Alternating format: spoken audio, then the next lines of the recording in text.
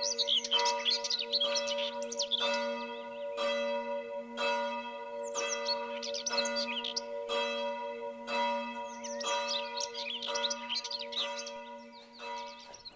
goeiemôre. Baie hartlik welkom by ons digitale erediens.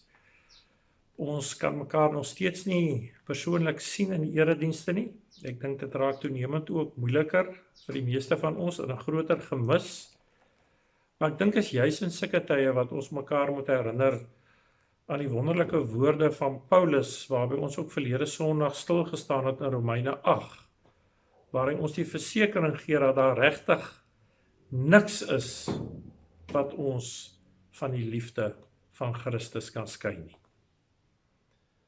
Om hierdie belofte van die Here, dink ek nou tasbaar te beleef en te ervaar, wil ek julle groet namens die Here, deur vir julle te herinner dat die Here vir julle genade, barmhartigheid en vrede skenk. Dit kom van God, ons Vader, van Christus Jesus, ons Here. En dit word ons deel deur die kragvolle werk van die Heilige Gees. Amen. Kom ons bid saam. Here, ons God en Hemelse Vader, ons leef in ongekende tye.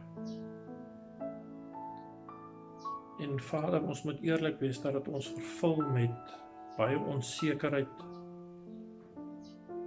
dat dit ons vervul met vrees, en dat ons soms twyfel ook oor wat U wil en doel en plan is met dit wat besig is om rondom ons en met ons te gebeur. Dankie dat ons mag weet dat U in hierdie tyd, juis wanneer ons so broos is, juis wanneer ons so na U roep, dat ons mag weet en mag glo dat U met ons besig is, dat U, Immanuel, is God met ons, in ons aan die werk, besig om ons te vorm. Here, daarom wil ek namens ons gemeente vanoggend na U toe kom, en ek wil elkeen na U toe bring wat stikkend is, elkeen wat swaar kry, elkeen wat wonder oor waar volgende maand se inkomste vandaan gaan kom, elkeen wat siek is, alleen is, ek wil hulle na U toe bring, en ek wil vra dat U ons sal seën, dat U ons sal vashou, dat U ons sal versorg, soos wat net U dit kan doen.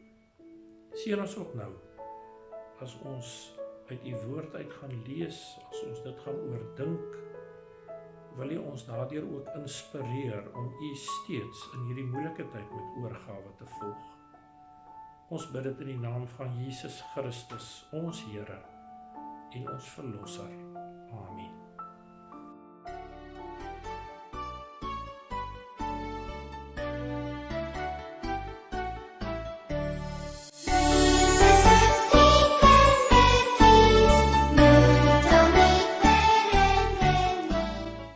Ek wil sommer vir julle vra, of julle nog onthou wat alles in 'n skool gebeur. Julle was so lanklaas in die skool gewees, dat ek al begin wonder het, of julle nog weet, dat 'n mens mos eintlik skool toe gaan om te leer, né? Ek sien die kinders se deesdae al sommer hier van die heel klein skooltjie af, het hulle 'n klomp boeke. En daai boeke moet julle mos almal leer. Daar is boeke vir Afrikaans, en vir Engels, en vir skrif.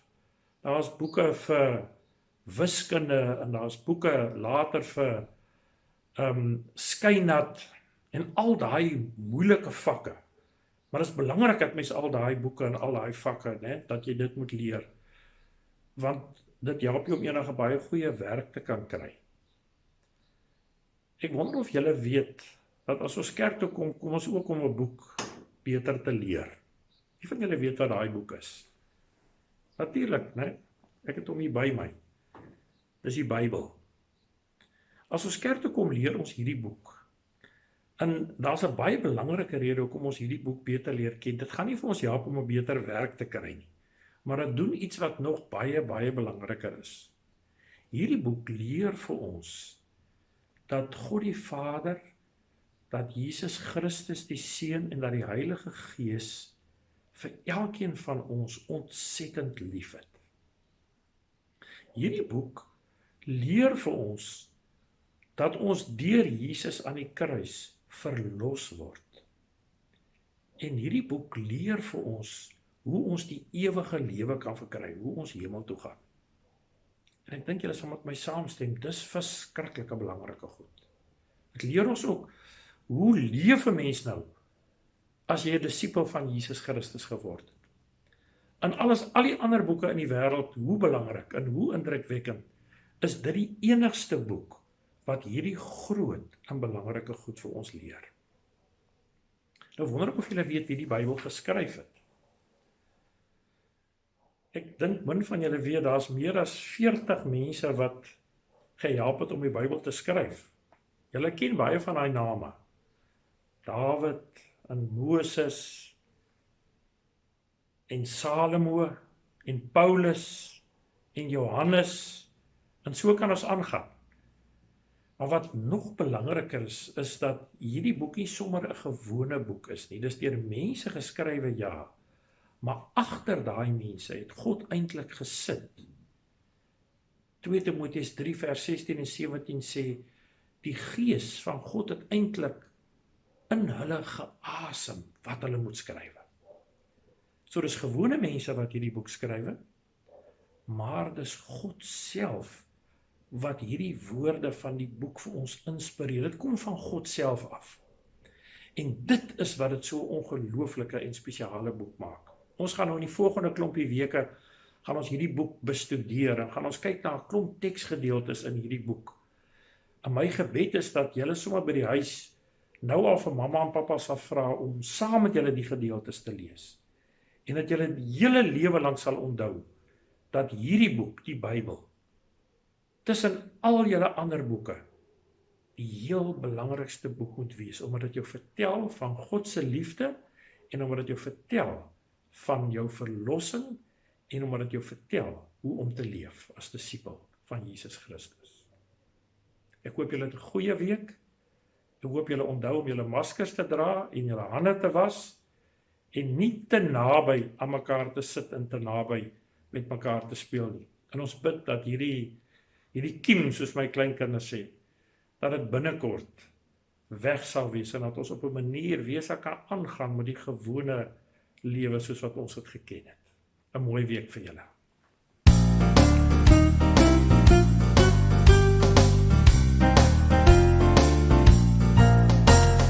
Lees jou Bybel, bid elke dag, bid elke dag, bid elke dag. Lees jou Bybel, bid elke dag, want dit gee jou krag. Want dit gee jou krag. Want dit gee jou krag. Lees jou Bybel, bid elke dag, want dit gee jou krag.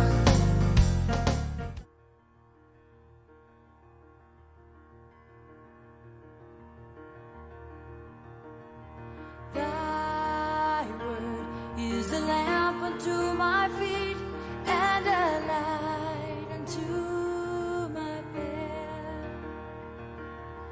Thy word is a lamp unto my feet and a light unto my path. When I feel afraid, think I've lost my way, still you're there right beside me. Nothing will I fear as long as you are near. Please be near me to the end. Thy word is a lamp unto my feet and a light unto my path. Thy word is a lamp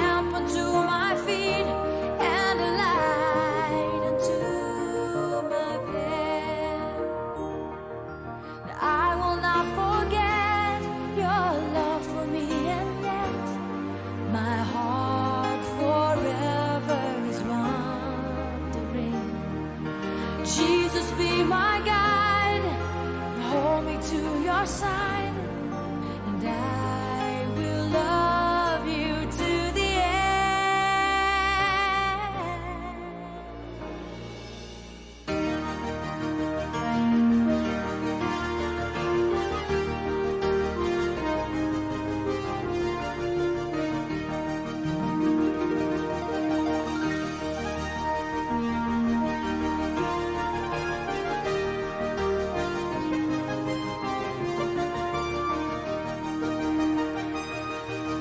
Nothing will I fear as long as you are near. Please be near me to the end. Thy word is a lamp unto my feet and a light unto my path.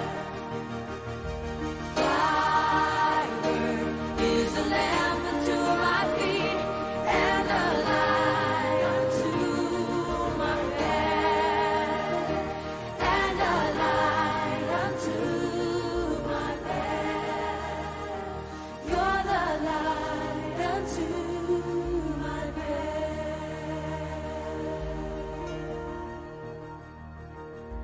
Ons skriflesing vanoggend kom uit die heel eerste Psalm in die Psalmbundel, Psalm 1. 'n Mens moet verstaan dat Psalm 1 eintlik die deur is waardeur 'n mens ingaan na die res van die psalms toe. Dis doelbewus aan die begin van hierdie 150 psalms gesit. En dis amper soos 'n brandkluis, wil ek sê, wat 'n mens oopmaak, en as jy ingaan by hierdie brandkluis, dan ontdek jy 'n klomp ongelooflike juwele. Dis ook wonderlik in die sin dat dit begin met 'n seëngroet. Geseënd is, gelukkig is. En ons hoor hierdie seëngroet weer later as die Here Jesus besig is met die bergrede, né? Dan het hy ook hierdie seëngroet wat hy uitspreek. Maar kom ons luister daarna. Psalm 1, ons lees van vers 1 af. Dit gaan goed met die mens, of gelukkig is die mens, wat nie die raad van goddeloses volg nie, nie met sondaars omgaan en met ligsinnige saamspan nie, maar wat in die woord van die Here sy of haar vreugde vind. Dit dag en nag oordink.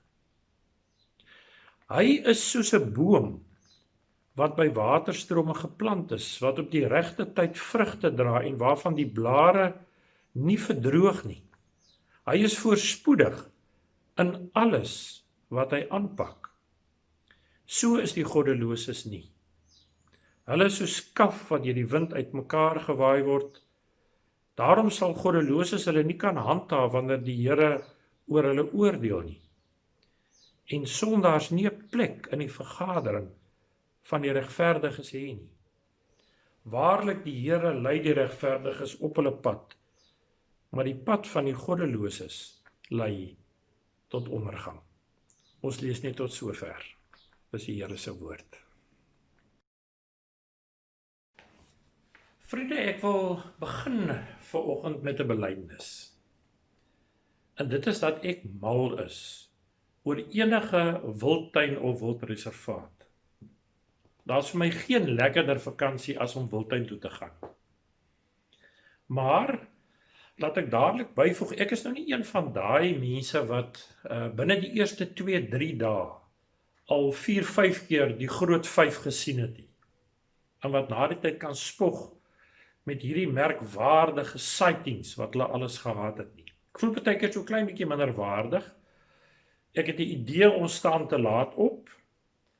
Ek het die idee ons ken dalk die diere nie goed genoeg of hulle patrone van beweging goed genoeg nie.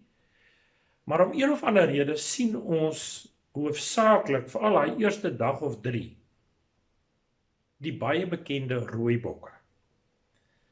Ek het op tydjie gewonder of ons nie eintlik nou maar net gemaak is of beter is met die kosmakery, jy weet in die kuiery in die kampterrein self nie. Maar hier kom ek nou by my spogstorie. Toe ons in 2002 in die Pilanesberg Natuurreservaat was, julle sou hoor, dis nou ook al 'n klompie jare gelede, toe kom een van die wildbewaarders na ons toe en sê, ons moet asseblief moeite doen, nie ver buite die kampterrein nie, die leeu's nou so pas 'n kameelperd plat getrek. Julle, en was dit nou 'n skouspelagtige gesig? Die klomp leeu's wat letterlik daai kameelperd oppas, wat daai prooi van hulle oppas en seker maak, geen ander dier, niemand en niks kom naby daai prooi nie. En hulle het letterlik vir dae lank het hulle aan daai prooi gelê en vreet. As hulle te vol raak, dan het hulle daar een kant in die skadu onder 'n boom of 'n bos gaan lê, maar dit was nie lank nie, dan was hulle weer terug by die prooi, dan vreet hulle weer verder. Eers hier teen die derde dag, dan raak hulle letterlik so dors, dat hulle nie 'n keuse het as om die prooi vir 'n oomblikie te los, en na die naaste watergat toe te gaan om te gaan drinkie. En ek was so bevoorreg om met 'n nagrit te sien wat hulle dan alles by daai watergat doen. Maar dis nou 'n sportstorie vir 'n heeltemal 'n ander geleentheid. Dis interessant dat die profeet Jesaja, julle kan dit gaan lees in hoofstuk 31 vers 4, 'n soortgelyke storie vertel. Hy vertel van 'n leeu, 'n mannetjie, wat die prooi wat hy gevang het, wat dit oppas, wat seker maak geen ander diere kom daarby nie, wat dit vreet. Die Engelse vertaling praat van hy growl by sy prooi. Hy vreet dit, hy pas dit op. In Hebreëus is die woord wat gebruik word hiervoor haga. Die leeu haga sy prooi. En dit bring ons by Psalm 1, die Psalm wat ons vandag gelees het. Want in Psalm 1 vertel die psalmdigter 'n soortgelyke verhaal. Hy gebruik presies dieselfde Hebreëse woord, haga. Maar hier word dit gebruik om te sê dat iemand die woord van die Here dag en nag oordink. Hy haga die woord van die Here. Die woord haga se eintlike betekenis, sy dieper betekenis, is iets soos wanneer 'n mens jouself in iets heeltemal verloor. Jesaja sê dat die leeu, mannetjie, het hom heeltemal verloor in sy prooi. Dis alwaar hy kon dink, dis alwaar hy kon fokus. Die psalmdigter sê, gelukkig is die mens, geseënd is die mens, wat homself verloor in die woord van die Here, wat hom haga in die woord van die Here. Vriende, juist daarom wil ons volgende Sondag begin met 'n reeks oor die Bybel. Ek wonder hoeveel van julle weet dat dit verjaar die jaar van die Bybel is. Die rede daarvoor is dat die Bybelgenootskap hier in Augustus maand, 22 Augustus, 200 jaar oud is. En ons het gedink, daar kan nie 'n beter tyd wees as om nou vir 'n hele ruk lank, vir 9 weke lank te fokus op die Bybel nie. Op hierdie ongelooflike skat wat ons van God ontvang het. Die woord van die lewe. Die boek wat ons lei tot verlossing. Die boek wat ons leer hoe om as disippels van Jesus Christus te lewe. Die boek wat ons help om vir God en vir ons naaste diensbaar te wees. So van volgende Sondag af, van die 2 Augustus af tot die 26 September, gaan ons vir 9 weke lank elke Sondag stil staan by 'n teks waarin die Bybel eintlik vir ons help met metafore en met beelde om te verduidelik hoe werk die woord van die Here en wat wil die woord van die Here in ons lewe doen. Dis nou beelde soos die woord van God is soos saad. Dis soos 'n anker. Dis soos 'n bril. Dis soos balsam. Dis soos 'n lamp vir ons voet. Dis 'n rots, dis 'n huis, ensovoorts ensovoorts. Nou ons werkswyse gaan so wees. Ons gaan elke Woensdag, van eerskomende Woensdag af, gaan ons vir julle 'n stilword meditasie uitstuur wat aansluit by die tema van die week en ook by daai metafoor wat ons in die week gaan gebruik oor die woord van God. Vrydag stuur ons dan vir die klein groepe en ook vir die Sondagskool stuur ons stof uit wat aansluit by daai tema. En wanneer Sondag se erediens dan aanbreek, dan sak ons 'n bietjie dieper in daai metafoor en in daai skrifgedeelte in, om langer te dink oor wat dit juis nou vir ons as gemeente en as kinders van God wil sê. Ons wil graag ook later hier aan die einde van Augustus begin met 'n Bybelskool oor die Bybel. Hoe lees 'n mens die Bybel?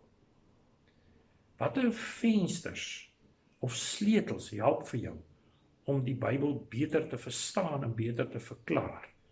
En belangrik veral, hoe pas 'n mens die Bybel toe op jou eie lewe? Maar vriende, kom ons keer nou vir 'n paar oomblikke terug na Psalm 1. Weet julle dat van die heel vroegste tye af het gelowiges geweet dat 'n mens die Bybel heeltemal anders lees as enige ander boek of enige ander interessante tydskrif. Mens lees die Bybel nie in die eerste plek net om 'n klomp kennis te versamel nie. Die eintlike rede waarom mens die Bybel lees, en ek kan dit nie genoeg beklemtoon nie, is sodat jy vir God self in sy woord in kan ontmoet. 'n Mens lees die Bybel, sou mens ook kon sê, sodat God jou in sy hande kan neem, en sodat hy jou kan transformeer, sodat God jou kan verander. En dis my gebed vir hierdie reeks, dat ons in die lees van die Here se woord, en in die langer tyd deurbring met hierdie teksgedeeltes, skielik die ervaring sal hê, maar dis nie maar net God se woord vir mense wat eeue gelede geleef het nie. Dis God se woord vir ons tyd. Meer nog, dis God se woord wat van toepassing is op jou en op my lewe. Dis interessant dat Psalm 1 'n baie interessante beeld of metafoor gebruik. Hy sê dat kinders van die Here is soos mense wat immergroen bome is. Met ander woorde, bladhoudende bome. Kinders van die Here is soos mense wat immergroen bome is, wat selfs in die droogste omstandighede, in die moeilikste tye in, hulle blare behou en wat steeds op die regte tyd hulle vrugte gee. En dis die vraag, dink ek, wat ons moet vra vanoggend. Hoe kry mens dit reg? Hoe is dit moontlik om in sulke uiters moeilike omstandighede soos die waarin ons op die oomblik lewe, steeds bladhoudend te wees, 'n immergroen boom te wees, 'n boom te wees wat vrugte ook dra, wat voorspoedig is, dis die woorde wat hier gebruik word in ons skrifgedeelte. Vriende, in die geheim, die antwoord, dink ek lê in die woord van die Here. Dis God se geskenk aan ons. Maar vriende, dan moet ons hierdie woord van die Here oopmaak. En ek is bevrees dat al is die Bybel nog steeds die beste verkoper, is dit heel waarskynlik ook die mees geslote boek, die boek wat die minste oopgemaak word. En dit is wat Psalm 1 helder en duidelik probeer onderstreep. Hy sê, dit gaan juis goed met die mens. Voorspoedig is die mens wat die woord van die Here oopmaak. Wat die woord van die Here dag en nag oordink. Wat die woord van die Here haga, wat dit oppas, wat hom verlustig daarin, wat vreugde vind daarin, wat dit koester, wat hom verloor daarin. En dis wat ons die volgende 9 weke wil doen. Ons wil ons verlustig, ons wil ons verloor in die woord van die Here, sodat dit ons kan transformeer en kan verander. Vriende, ek wil nou afsluit met 'n storie, 'n pragtige storie van 'n Britse predikant wat hier in die 17de eeu geleef het met die naam van Richard Baxter. Dis 'n storie wat vertel word deur Tim Keller. Richard het so siek geraak dat hy by meer as een geleentheid gedink het hy gaan sterwe. En tydens hierdie lang siekbed het hy 'n klein boekie geskryf met die naam van The Saints of Everlasting Rest.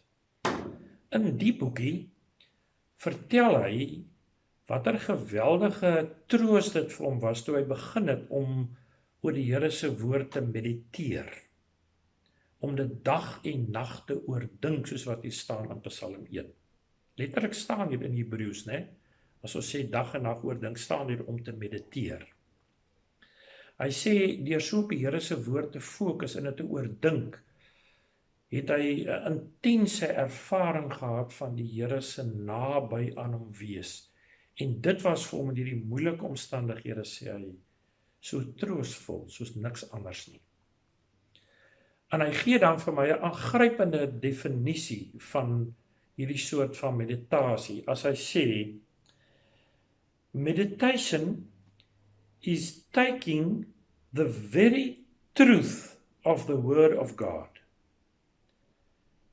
pressing it down into your heart until it catches fire. Is dit nie pragtig nie?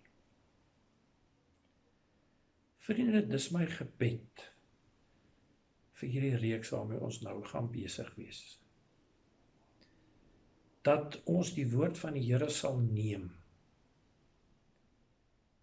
Dat ons daaraan sal verlustig, ons sal verloor. Dat ons dit wat die Here vir ons daaraan sê, ter harte sal neem. That will press it down into our heart. En dat ons dan oorvloedige vrug vir die Here sal dra. Is dit nie wat ons in die Here Jesus se lewe sien nie, né? Dat hy die woord, die skrifte, die wet, dag en nag oordink het. Meer nog, dat dit so vlam vat in sy lewe, dat hy die skades met gesag leer, en dat hulle verwonderd is oor dit wat hy hulle leer.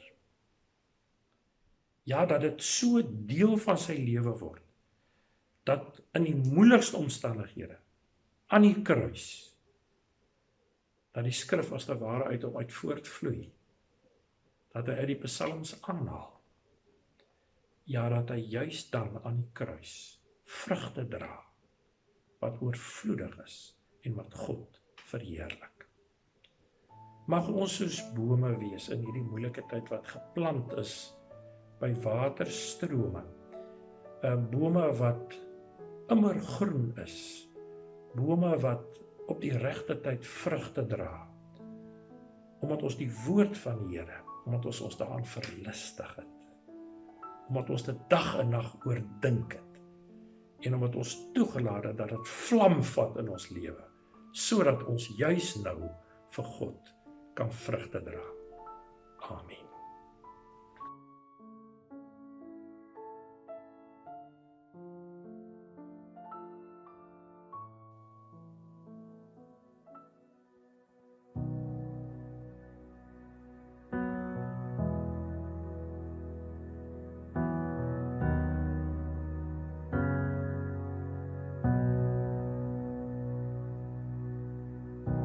The Lord bless you, and keep you, make His face shine upon, be gracious to you, the Lord turn His face toward you, and give you peace.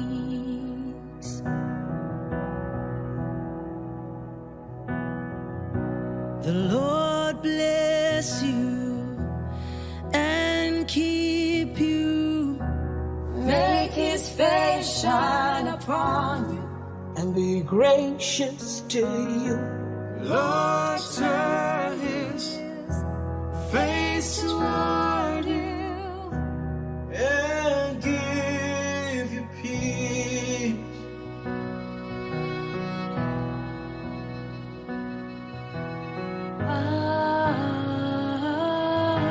Amen.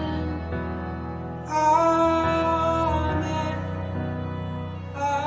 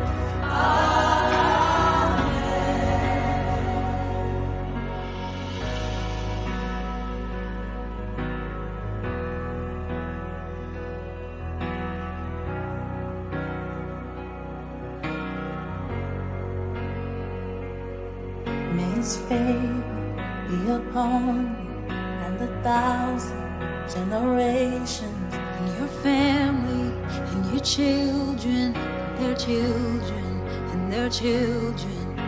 His favor be upon you and 1,000 generations, and your family, and your children, and their children, and their children. Tikelele mabenawe nezizuku banezakho Nosapho lwakho abantwana nezizuku banezabo.